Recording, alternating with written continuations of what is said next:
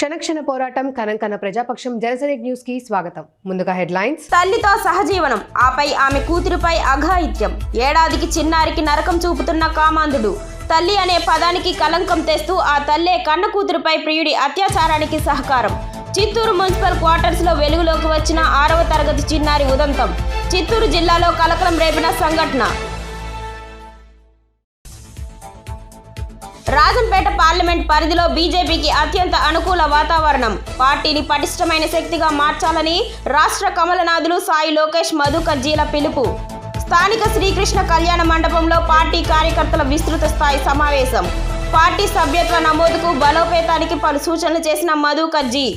ఇంటింటికి వెళ్ళండి, ప్రధాని మోడీ పాలనలో లబ్ధిదారులను గుర్తించండి.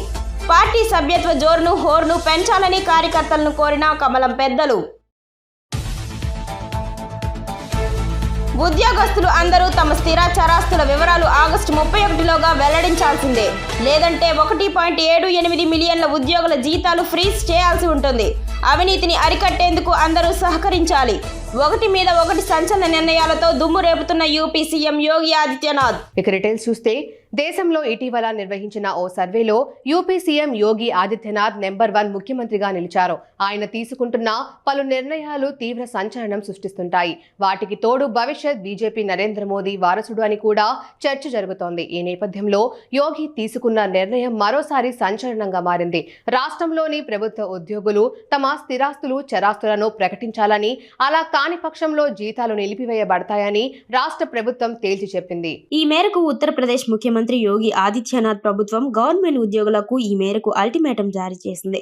ఈ ఆదేశాలు పాటించకపోతే 13 లక్షల మందికి పైగా ఉద్యోగుల జీతాలు ఫ్రీజ్ చేస్తామని తేల్చి చెప్పింది.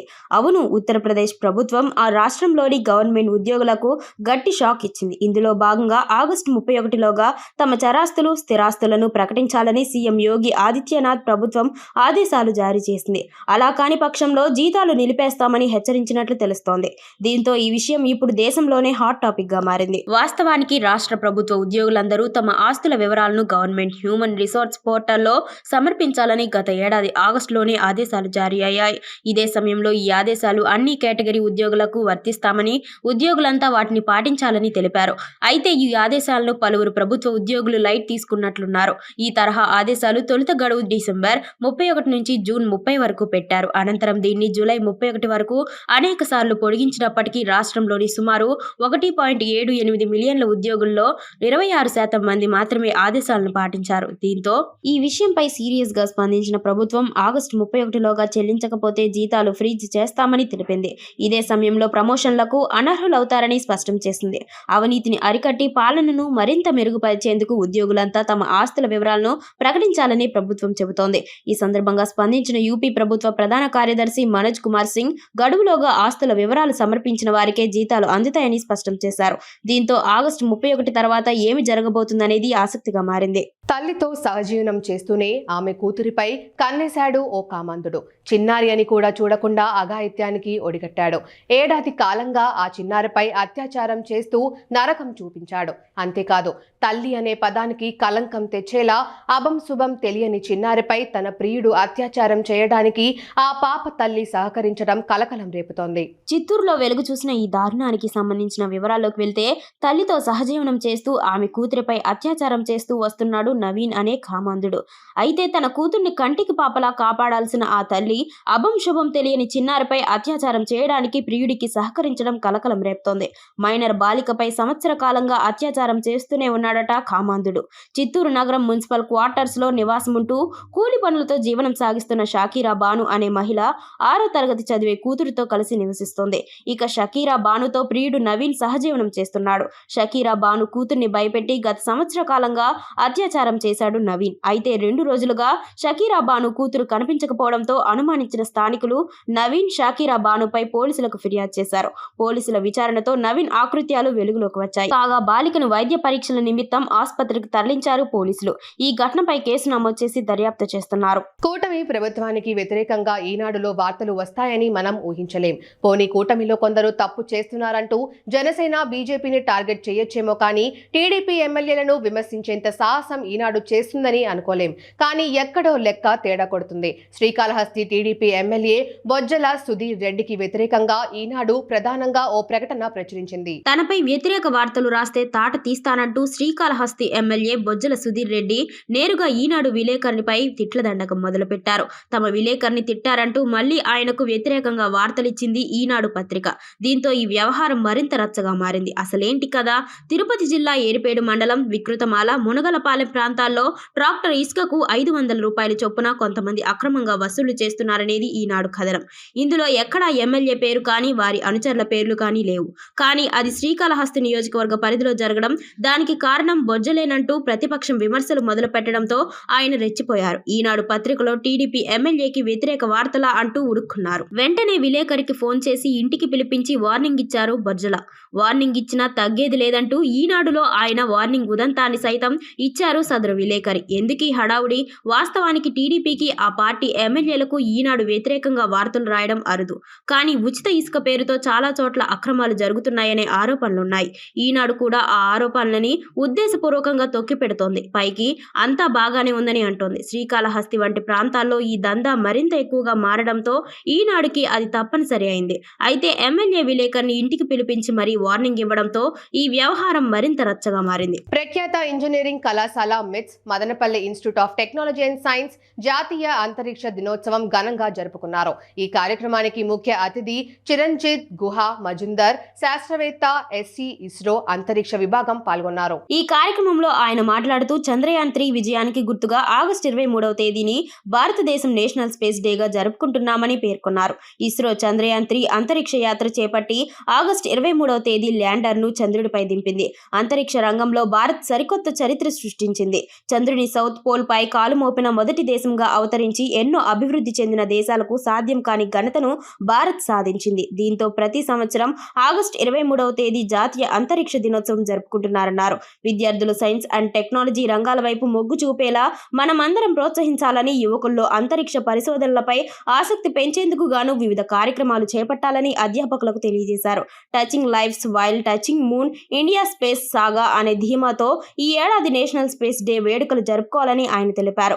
కళాశాల principal doctor C Yuvraj, vice principal Ramanatham, విద్యావేత్తలు, ఫిజిక్స్ విభాగాధిపతి డాక్టర్ చంద్రశేఖర్ మరియు ఫ్యాకల్టీ సభ్యులు ఈ కార్యక్రమంలో పాల్గొన్నారు. గెవి తిమ్మరాయ మొరు వద్ద అంగరంగ వైభవంగా శ్రావణ మాసం 3వ శనివారం పూజలు. శ్రీ వీర మంగమ్మ ఆలయం వద్ద ప్రత్యేక పూజలు నిర్వహించిన పద్మశ్రీ అవార్డు గ్రహీత డాక్టర్ శోభారాజు, వాలిరాజు వంశస్థులు. రామసముద్రం మండలం దిన్నిపల్లి సమీపంలోని గెవి తిమ్మరాయ మోరు వద్ద శ్రావణ మాసం 3వ శనివారం సందర్భంగా అంగరంగ వైభవంగా పూజలు నిర్వహించారు. ఈ సందర్భంగా పద్మశ్రీ అవార్డు గ్రహీత డాక్టర్ శోభారాజు, వల్లాల వాలిరాజు వంశీయులు శ్రీ వీరమంగమ్మ ఆలయం వద్ద ప్రత్యేక పూజలు నిర్వహించారు. వీరమంగమ్మ వంశీయులు అనంతపురం జిల్లా సిఐ వి శ్రీధర్, వేణుగోపాల్ రాజు, విశ్వనాథరాజు మాట్లాడుతూ ప్రతి సంవత్సరం ఉగాది పండుగ రోజున అమ్మవారికి ఒక్క పొద్దున వచ్చి అమ్మవారికి బట్టలు పెట్టి మొక్కులు చెల్లించుకుంటామన్నారు. శ్రావణ మాసం 3వ శనివారం, 4వ శనివారం అమ్మవారి ఆలయానికి ఇరువురు వంశీయులు ఆడబిడ్డలు ఉదయం వచ్చి తలిగన్నం నైవేద్యం సమర్పించడం జరుగుతుందన్నారు. అమ్మవారికి నూతన వస్త్రాలు, వడిబాలు కట్టి ప్రసాదాలతో అమ్మవారికి మొక్కులు చెల్లించుకున్నట్లు తెలిపారు. వీరమంగమ్మ పేరున భక్తులకు ఇరువురు కుటుంబ సభ్యులచే భారీ స్థాయిలో అన్నదానం నిర్వహించడం జరిగిందని పేర్కొన్నారు. తమ కుటుంబీకులు ఈ రోజు ఆరోగ్యవంతులుగా, సంతోషంగా ఉన్నారంటే అందుకు వీరమంగమ్మ కారణమని చెప్పారు. ఈ కార్యక్రమంలో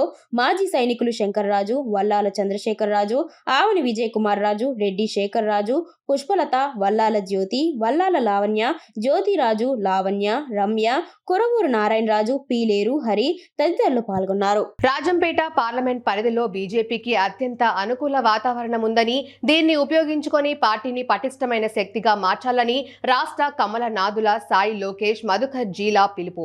శనివారం స్థానిక శ్రీకృష్ణ కళ్యాణ మండపంలో పార్టీ కార్యకర్తల విస్తృత స్థాయి సమావేశంలో పార్టీ సభ్యత్వ నమోదుకు బలోపేతానికి పలు సూచనలు చేసిన మధుకర్జీ ఇంటింటికి వెళ్లండి, ప్రధాని మోదీ పాలనలో లబ్ధిదారులను గుర్తించి పార్టీ సభ్యత్వ జోరును హోరును పెంచాలని కార్యకర్తలను కోరిన కమలం పెద్దలు. భారతీయ జనతా పార్టీ సభ్యత్వ నమోదు కార్యక్రమం మదనపల్లెలో ఊపందుకుంది. ఈ కార్యక్రమంలో భాగంగా శనివారం రాజంపేట జిల్లా కార్యశాల స్థాయి సమావేశానికి పార్టీ సీనియర్ నాయకులు సాయి లోకేష్ అధ్యక్షత వహించారు. స్థానిక శ్రీకృష్ణ కళ్యాణ మండపంలో జరిగిన ఈ సమావేశంలో సాయి లోకేష్ మాట్లాడుతూ జిల్లాలోని పార్టీ నాయకులు అందరూ వారి వారి శక్తి మేరకు ఇప్పుడు ఉన్నటువంటి వాతావరణాన్ని అనుకూలంగా మార్చుకోవాలని కోరారు. ప్రతి పోలింగ్ బూత్ పరిధిలో భారతీయ జనతా పార్టీ సభ్యత్వాన్ని నమోదు చేసి ఆంధ్రప్రదేశ్లోనే రాజంపేట పార్లమెంట్లో అత్యధిక సభ్యత్వాలని అమలుని చేయాలని పిలుపునిచ్చారు. ఈ సమావేశానికి ముఖ్య అతిథిగా విచ్చేసిన రాష్ట్ర సంస్థాగత ప్రధాన కార్యదర్శి మధుకర్ జీ సభ్యత్వ నమోదు ప్రక్రియను ఎలా చేయాలో వివరించారు. మిస్డ్ కాల్ ద్వారా క్యూఆర్ కోడ్ ద్వారా సభ్యత్వ నమోదులు అత్యధికంగా చేయాలని సూచించారు. ఈ రోజు ఏ ఇంటికి వెళ్లినా కేంద్ర ప్రభుత్వ పథకాల లబ్ధిదారులు ఉన్నారని చెప్పిన మధుకర్ జీ లబ్ధిదారులను గుర్తించి వారికి భారతీయ జనతా పార్టీ విశిష్టతని తెలియజేసి సభ్యత్వం తీసుకునేలాగా ప్రోత్సహించాలని దిశానిర్దేశం చేశారు. దీనివల్ల ఒక విభిన్నమైన సిద్ధాంతపరమైన భారతీయ జనతా పార్టీని ఆంధ్రప్రదేశ్లో ఉన్నత స్థానంలో నిలబెట్టవచ్చని తెలిపారు. దీనికోసం కృషి చేయాలని అన్నారు. పార్టీ అత్యధిక శాతం ఓట్లను రాజంపేట పార్లమెంట్లో పొందిందని గుర్తు చేస్తూ ఇక్కడ ఉన్నటువంటి వాతావరణాన్ని ఉపయోగించుకొని ప్రతి కార్యకర్త అత్యధిక శాతం సభ్యత్వాలు చేయించాలని మధుకర్జీ సూచించారు. ఈ కార్యక్రమంలో బీజేపీ రాష్ట్ర కార్యదర్శి నాగోతు రమేష్ నాయుడు, నంద్యాల పార్లమెంట్ ఇన్ఛార్జ్ పోతుగుంట రమేష్ నాయుడు, రాష్ట్ర కార్యవర్గ సభ్యులు Pantala Suresh, Rajampet parliament incharge Chandramouli, cooperative cell రాష్ట్ర కన్వీనర్ గోపాల్ రెడ్డి, జిల్లా ప్రధాన కార్యదర్శి ఎల్లంపల్లి ప్రశాంత్తో పాటు బీజేపీ నాయకులు Anand Akula Krishnamurthy, Ravikumar Yadav, Ashok Gajapathiraju, Kisan Morcha Rayalaseema zonal incharge Osuri Kiran Kumar, minority Morcha రాష్ట్ర ఉపాధ్యక్షులు షబ్బీర్ అహ్మద్, నియోజకవర్గ కన్వీనర్ భగవాన్, బీజేపీ పట్టణ అధ్యక్షులు బర్నేపల్లి రవికుమార్, భగవాన్ మక్కినేని వేణు తదితరులు పాల్గొన్నారు. 3 సంవత్సరాలకు ఒకసారి చేసేటువంటి సభ్యత్వ నమోదు కార్యక్రమం ఏదైతే ఉందో ఇది అతి ముఖ్యమైనది. కార్యకర్తలని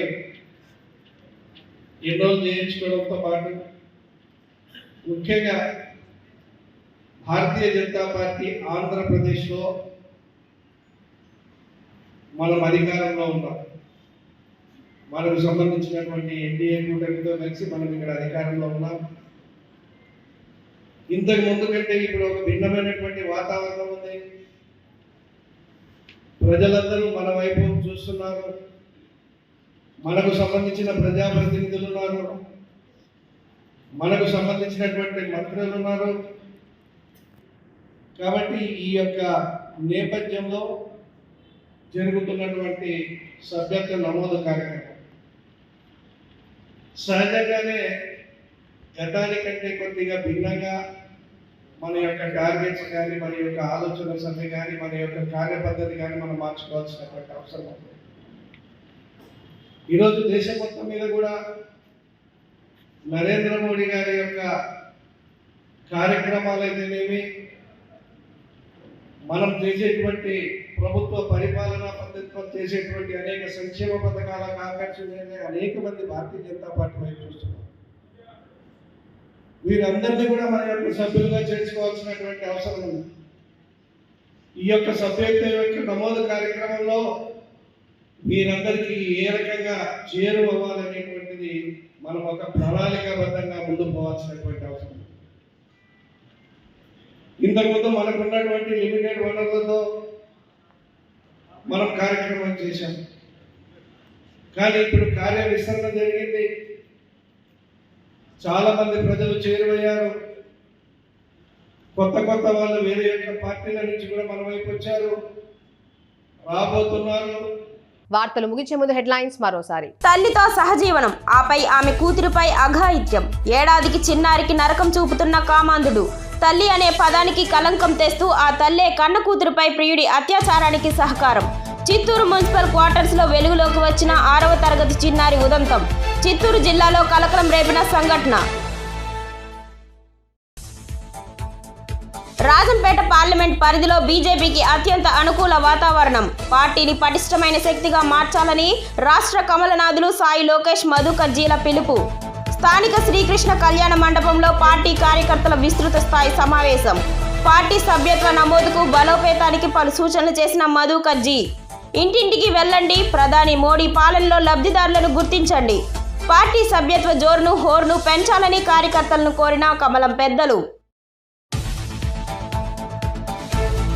ఉద్యోగస్తులు అందరూ తమ స్థిర చరాస్తుల వివరాలు ఆగస్టు 31లోగా వెల్లడించాల్సిందే. లేదంటే 1.78 మిలియన్ల ఉద్యోగుల జీతాలు ఫ్రీజ్ చేయాల్సి ఉంటుంది. అవినీతిని అరికట్టేందుకు అందరూ సహకరించాలి. ఒకటి మీద ఒకటి సంచలన నిర్ణయాలతో దుమ్ము రేపుతున్న యూపీ సీఎం యోగి ఆదిత్యనాథ్. క్షణక్షణ పోరాటం, కణం కణం ప్రజాపక్షం. జనసైనిక్ న్యూస్ ఇంతటితో సమాప్తం. తిరిగి రేపటి బులెటిన్లో మళ్ళీ కలుద్దాం. అంతవరకు సెలవు. నమస్కారం.